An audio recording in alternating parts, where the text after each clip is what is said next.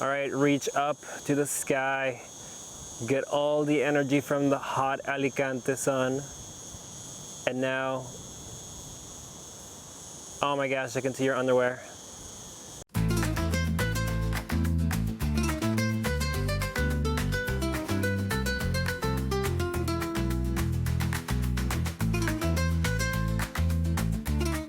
Hey everyone, welcome back to our channel. My name is Kevin. And I'm Nathan. Today we're in Alicante. Let's go check it out. Alicante is located along the Mediterranean Sea in the southeastern part of Spain. It is known for its pleasant climate, beautiful beaches, and rich history. Here, you can find a mix of modern and traditional architecture, with notable landmarks such as the Santa Bárbara Castle, which overlooks the city. There is also a charming old town, delicious cuisine, a bustling port area, and so much more to see. However, we are starting today away from Alicante in a neighboring town called Elche.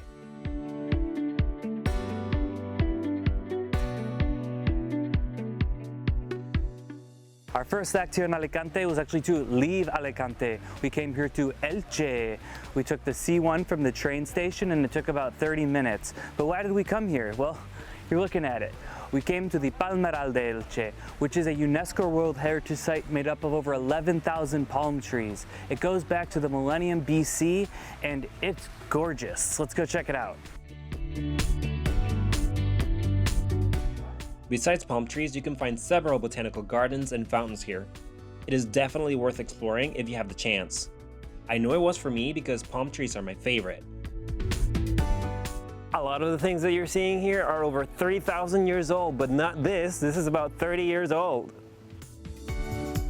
While the palm trees aren't that old, this area has been inhabited for thousands of years, and there are archaeological sites nearby that date back to that period. Something to note is that it can get really hot here and it is humid heat. Do you see this? So this is Elche, a historic city located about 13 kilometers away from Alicante. It is best known for its rich cultural heritage, which includes Roman and Moorish influences.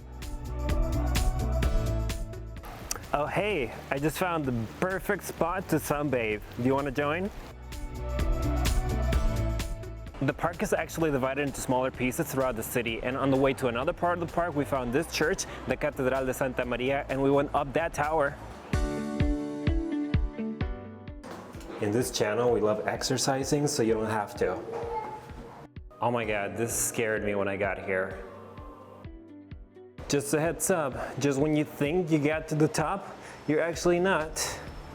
I still have more steps to go. Oh, and these are tiny. But when you eventually get to the top, you are rewarded with these views. Ooh, I need something to cool down, maybe a tinto de verano or something. All right, let's go down without falling and perishing.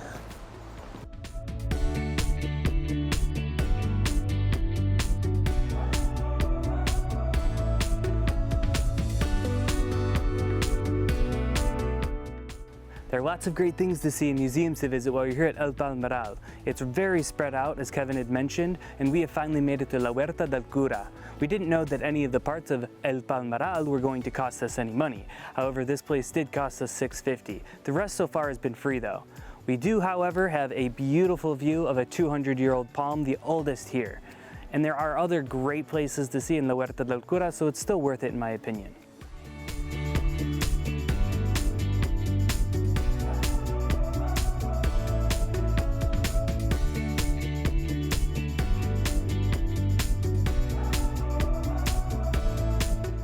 I think La Huerta del Cura is a beautiful place. We can see lots of carefully preserved palm trees and the Palmera Imperial, which Nathan just told you about. By the way, it is the symbol of the city. That decor over there makes me think of Arizona.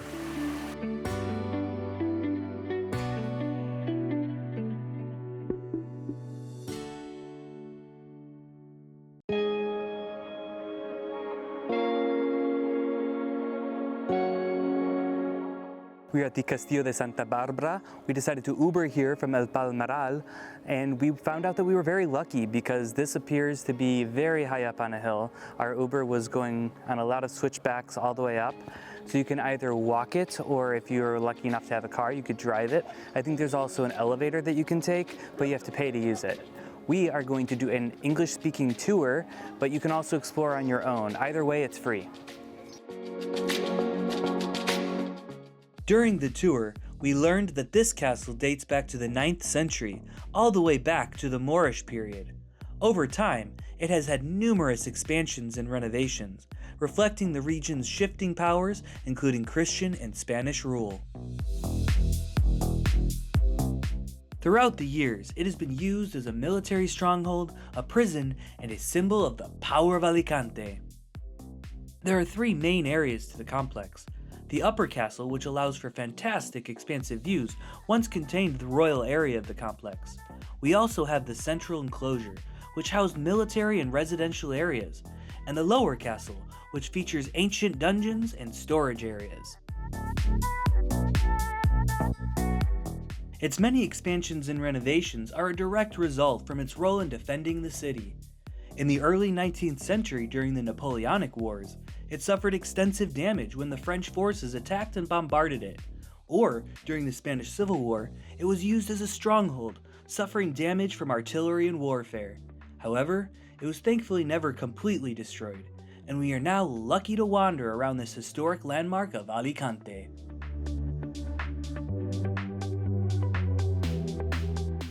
Here you can still see cannonball damage. You can poop with a view from here, just like in Barcelona.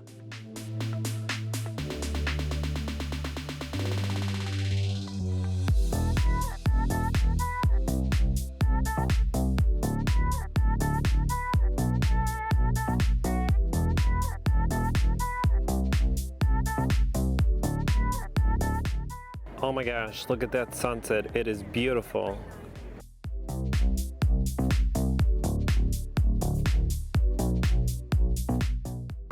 This is the elevator Nathan was talking about.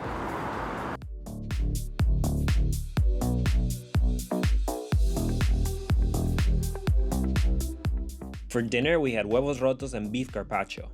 Yum!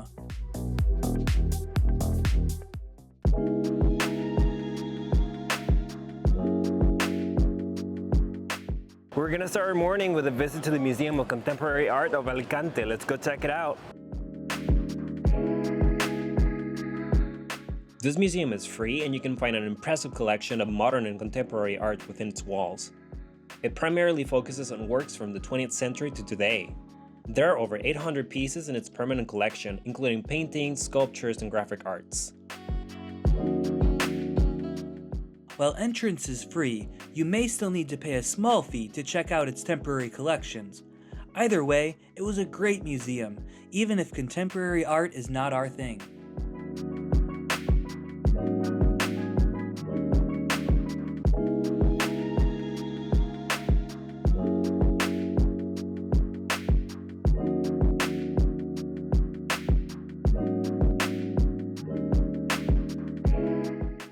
It's now time to take a nice leisurely stroll through Old Town Alicante.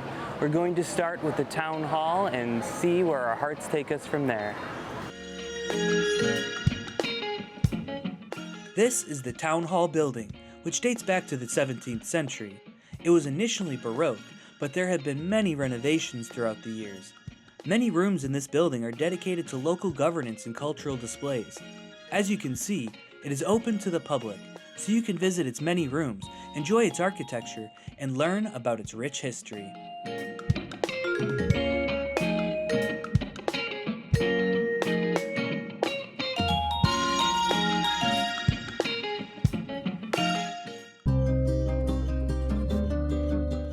On our way to our next destination, we decided to stop at the Santa Iglesia con Catedral de San Nicolás de Bari de Alicante. Whew, that is a mouthful even for me, a native Spanish speaker. This church was built in the 17th century, but its foundations date back to the 13th century, when this area was still under Muslim rule. So, when construction started in 1613, They built this church on top of a mosque that was here during that time.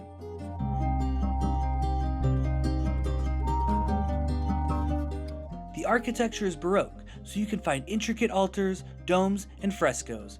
It is located right in the heart of Alicante, so if you can, come and see what it has to offer.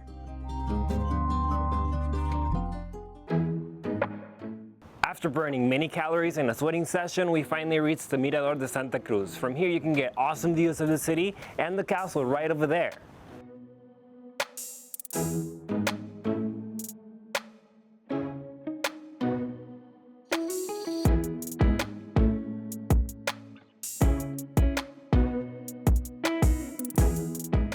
As we walk through these meandering streets, we are amazed by beautiful buildings and views, and are politely reminded to be courteous to those around us, or deal with the consequences.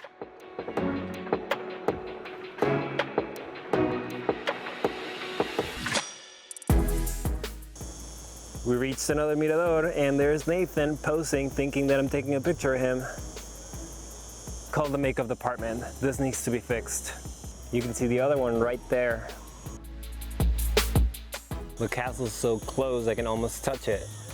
All right, reach up to the sky. Get all the energy from the hot Alicante sun. And now, oh my gosh, I can see your underwear.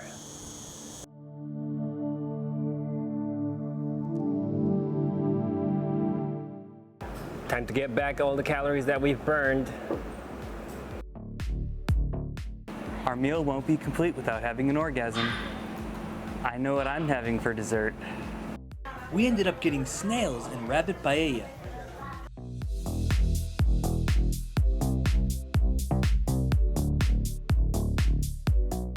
We're now going to visit another free museum. This one is the Museo de Bellas Artes de Alicante. However, you cannot take pictures or record inside, but let's go check it out.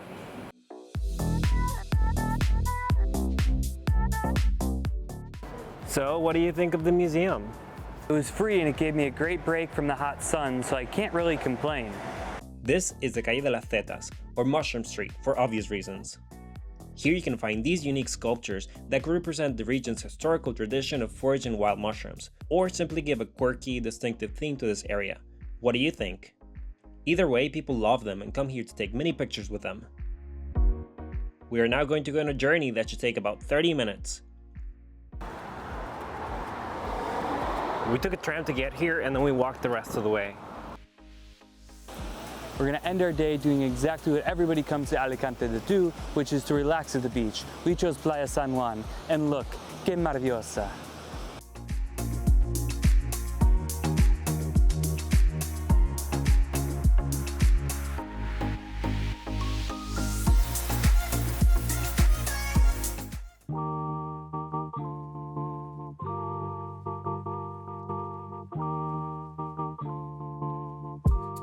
It is our last day here in Alicante, and our last activity is going to go check out the Mercado Central to get some breakfast. Let's go!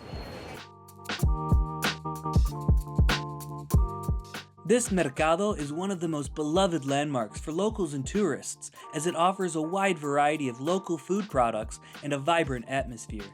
It opened in 1922 and features a modernist/Art Nouveau design, like that of buildings we have seen in Brussels and Barcelona. You can get fresh produce here, or a nice cheap breakfast like us.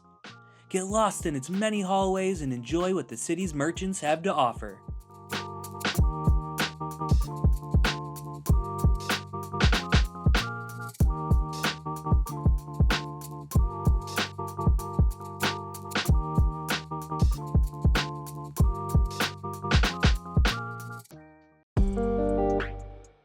Hey, all you wanderers out there. Thanks for watching our channel. Don't forget to like and subscribe to find out where they're bound to next. And remember, al mal tiempo, buena cara.